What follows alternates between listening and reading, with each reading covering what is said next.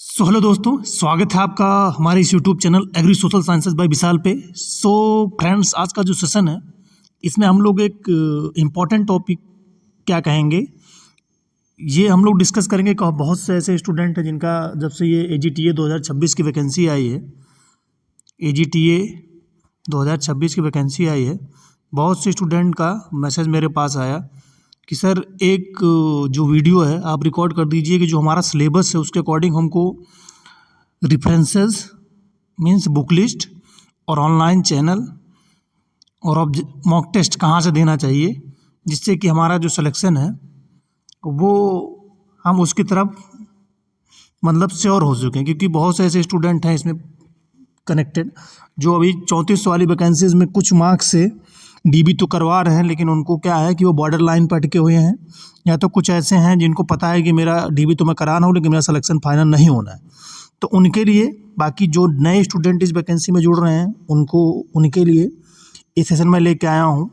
इस सेशन में मैं डिटेल डिस्कस करूँगा सिलेबस का, एग्ज़ाम पैटर्न का, उसके बाद सिलेबस का डिकोड करूँगा कि जो भी सिलेबस है उसको कहाँ से आपको कवर करना है। उसके बाद रेफरेंस मतलब बुक लिस्ट कौन सी फॉलो करनी है आपको, ऑनलाइन सोर्सेज कौन सा आपके लिए बेस्ट रहेगा, और मॉक टेस्ट आपको कहाँ से देना चाहिए, और ऑब्जेक्टिव क्वेश्चन कहाँ सॉल्व करना चाहिए। तो इस सेशन में इन्हीं बातों को मैं डिस्कस करूँगा। सबसे पहले तो अगर पहली बार आप हमारे इस चैनल को विजिट कर रहे हैं तो चैनल को सब्सक्राइब कर लीजिएगा फॉर मोर अपडेट के लिए, लाइक डिफरेंट जो एग्रीकल्चर वैकेंसीज आती हैं उसके अपडेट के लिए। और इस वीडियो को लाइक से कर दीजिएगा और शेयर कर दीजिएगा अपने दोस्तों तक। बाकी कुछ और आपके डाउट हैं या क्यूरीज हैं तो आप कमेंट सेक्शन में कमेंट करके जरूर बताइएगा, और ये भी कमेंट करके बताइए कि ये सेशन आपको कैसा लगा।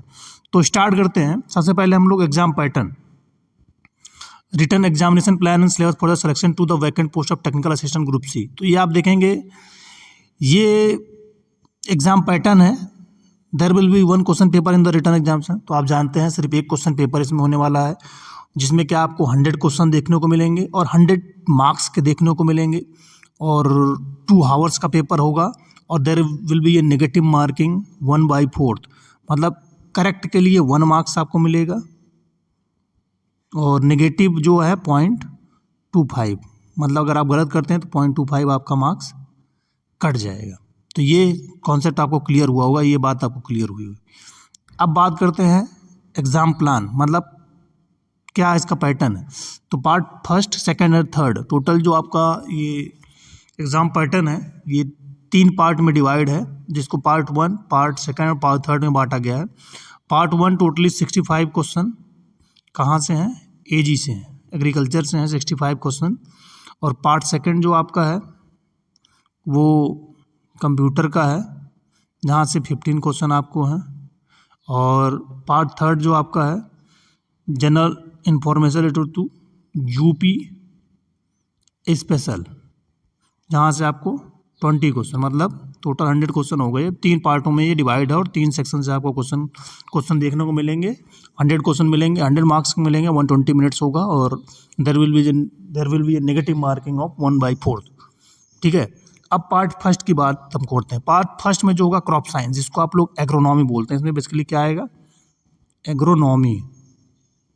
एग्रोनॉमी से कितने क्वेश्चन आपको देखने को मिलेंगे, 25 क्वेश्चन आपको। और इम्पॉर्टेंट रोल है, एग्रीकल्चर है तो एग्रोनॉमी का रोल ना हो तो ऐसा पॉसिबल ही नहीं है। नेक्स्ट बायोटेक प्लस GPB जिसको आप बोलते हैं, GPB हो गया, प्लस क्रॉप फिजियो, यहाँ से कितने क्वेश्चन आपको देखने को मिल रहे हैं, 15 क्वेश्चन। इसका भी इम्पोर्टेंट है GPB, इसमें सबसे ज़्यादा क्वेश्चन आपको GPB से ही देखने को मिलेंगे। नेक्स्ट थर्ड है सॉइल एंड वाटर कंजर्वेशन जिसको बोलते हैं, मृदा एवं जल संरक्षण, वहाँ से आपको 15 क्वेश्चन देखने को मिलेंगे। नेक्स्ट एग्रीकल्चर एक्सटेंशन, 5 क्वेश्चन आपको देखने को मिलेंगे। एग्रीकल्चरल इकोनॉमिक्स एंड स्कीम से 5 question. Next dairy and animal husbandry से 5 क्वेश्चन। तो ये टोटल कितने हो गए, 65 क्वेश्चन आपके हो गए। अब पार्ट सेकेंड की बात करें तो यहाँ पे आपको नॉलेज, बेसिक जो कॉन्सेप्ट है कंप्यूटर की उसकी नॉलेज आपके पास होना चाहिए। IT इंफॉर्मेशन टेक्नोलॉजी के आपके पास नॉलेज होने चाहिए। उसके बाद जो कंटेम्प्रेरी टेक्नोलॉजिकल डेवलपमेंट, मतलब क्या है, कंटेम्प्रेरी मीन्स क्या होता है, जो डेवलपिंग, जो IT सेक्टर में डेवलपिंग टूल्स हैं उनके बारे में आपको, और न्यू इनोवेशंस, नवाचार जो हो रहे हैं उसके बारे में आपके पास जानकारी होना चाहिए। और ये जानकारी करने के लिए, चेक करने के लिए 15 क्वेश्चन आपसे पूछे जाएंगे और 15 मार्क्स के रहेंगे। नेक्स्ट पार्ट थर्ड आता है, जिसमें आपके पास जनरल इन्फॉर्मेशन होनी चाहिए, सामान्य ज्ञान आपके पास होना चाहिए किसके बारे में, यूपी स्पेशल के बारे में, उत्तर प्रदेश स्टेट के बारे में, लाइक यहाँ के जिलों के बारे में, यहाँ जनसंख्या घनत्व के बारे में, यहाँ के उद्योग के बारे में, वन डिस्ट्रिक्ट वन प्रोडक्ट के बारे में, इन सब के बारे में आपके डिटेल अभी सिलेबस में मेंशन किया हुआ है। 20 क्वेश्चन आपसे पूछा जाएगा 20 मार्क्स का, ठीक है। तो ये तीनों पार्ट आपको क्लियर हो गए होंगे। इसके बाद बात आती है पार्ट 1 का। जैसे पार्ट 1 में आप क्रॉप साइंस देखें, क्रॉप साइंस में आप classification of crop, major cereal, pulses, oil seed, millet, fibre, cash crop, spices and powder, fruit, ये आपको देखेंगे। पोस्ट हार्वेस्ट मैनेजमेंट आपको पढ़ना हॉर्टिकल्चर का, फिर fruits and vegetable preservation horticulture का है, फिर क्रॉप रोटेशन आपको पढ़ना है, जिसमें ये एग्रोनॉमी का पूरा पोर्शन है। फिर आपका important of seed, type of seed, its production method है, फिर method of treatment of its important, फिर basic principle, scope, importance of crop protection, जिसमें प्रोटेक्शन का आ जाता है, मीन्स पैथो और इंटमो का पोर्शन आ जाता है। नेक्स्ट इंसेक्ट पेस्ट, ये फिर इंटमोलॉजी, फिर प्रिंसिपल एंड स्टोरेज का है, तो ये भी आ जाता है पीएचडी का। तो फर्स्ट वाला जो क्रॉप साइंस है, इसमें हॉर्टिकल्चर, एग्रोनॉमी, इंटमो, पैथो का पोर्शन आपको पढ़ना है, ठीक है। नेक्स्ट बायोटेक और प्लांट ब्रीडिंग में importance and utility of biotech agriculture पढ़ना है आपको। Principle and importance of genetics and plant breeding, GPB के जो प्रिंसिपल्स है, इंपॉर्टेंस है, मेथड ऑफ ब्रीडिंग है, सेल डिवीजन, ये सब इसमें आपको पढ़ना है।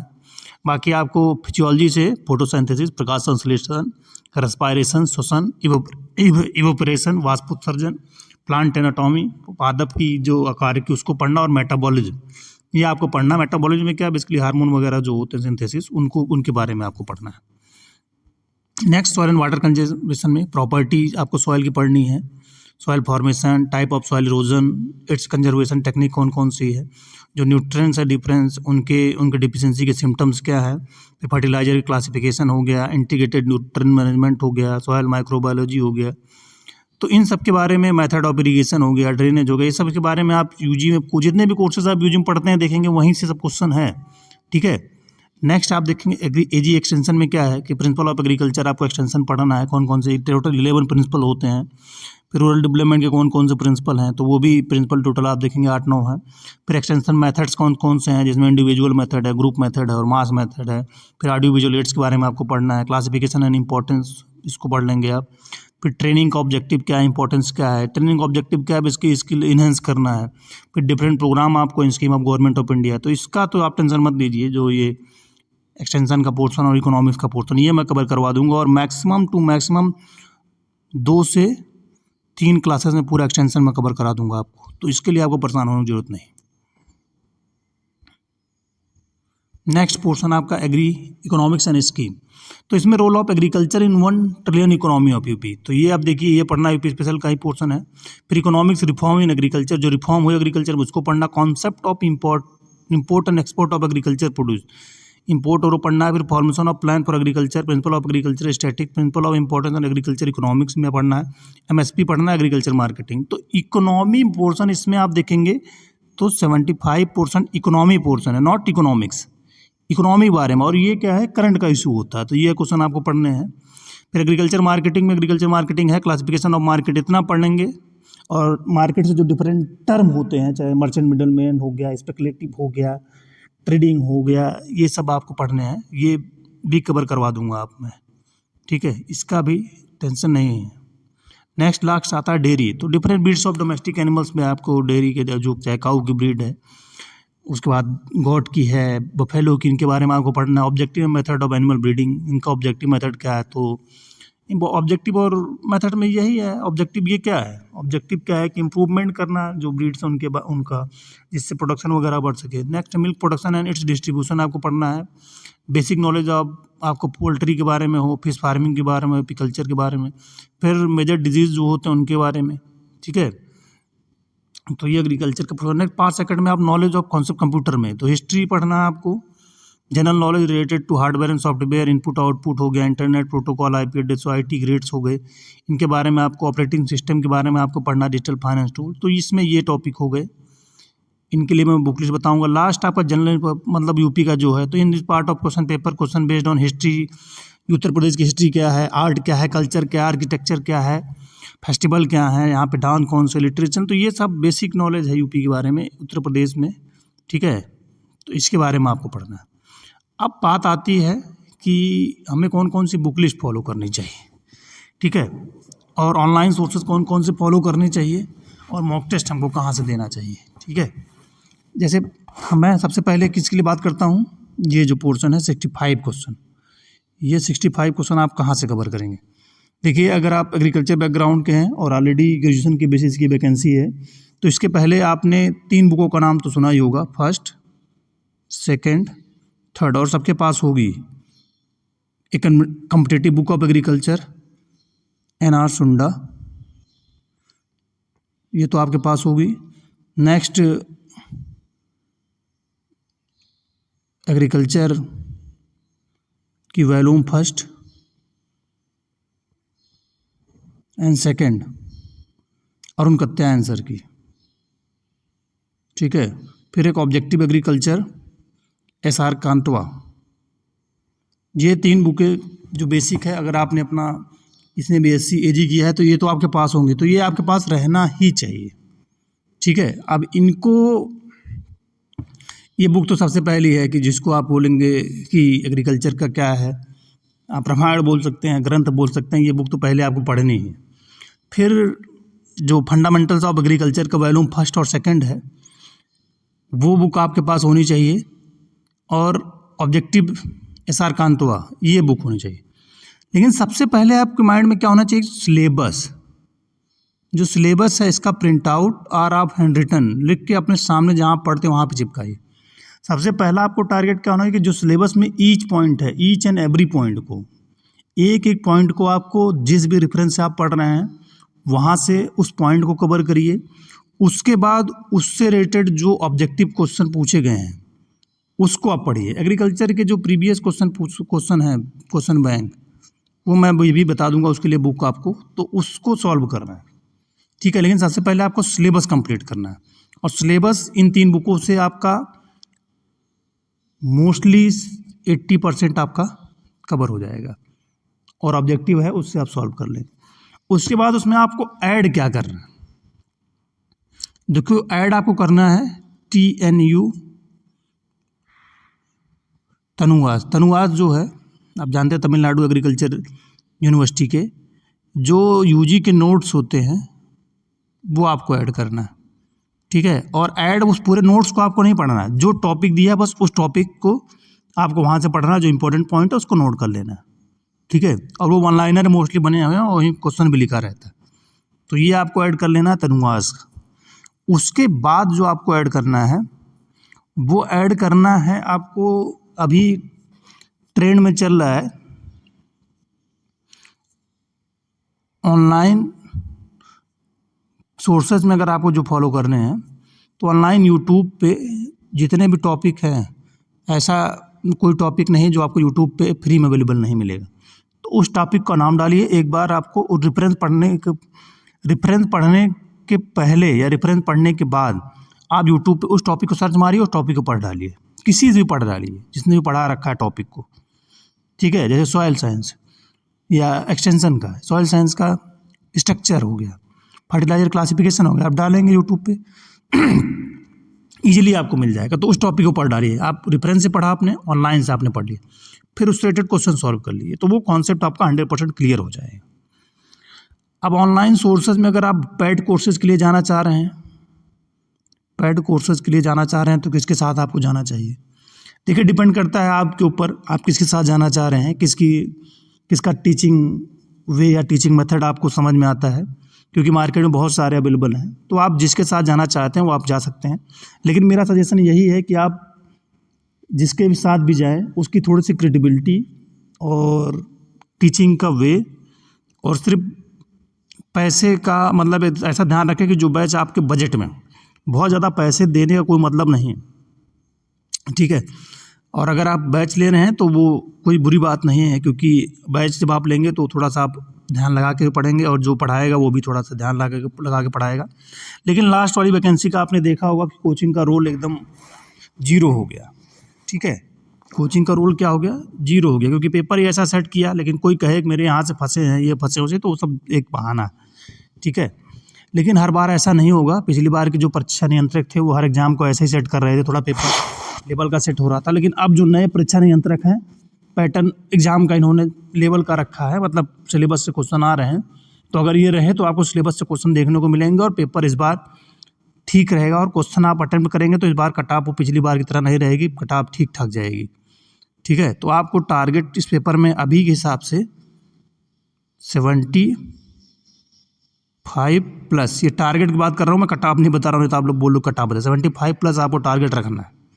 ठीक है, अभी क्योंकि ये इसका एग्ज़ाम जो है, मैं एग्ज़ाम डेट भी बताऊँगा कि इसका एग्ज़ाम कब तक हो सकता है।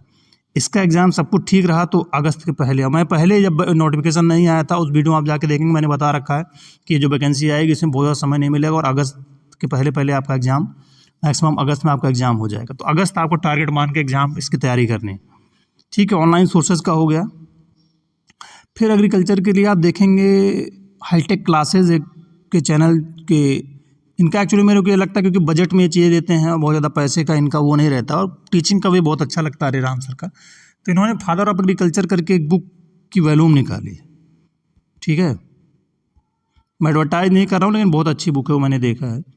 फादर ऑफ एग्रीकल्चर करके बुक का एक वॉल्यूम निकाला है जिसमें वॉल्यूम फर्स्ट है, सेकंड है और थर्ड वॉल्यूम है।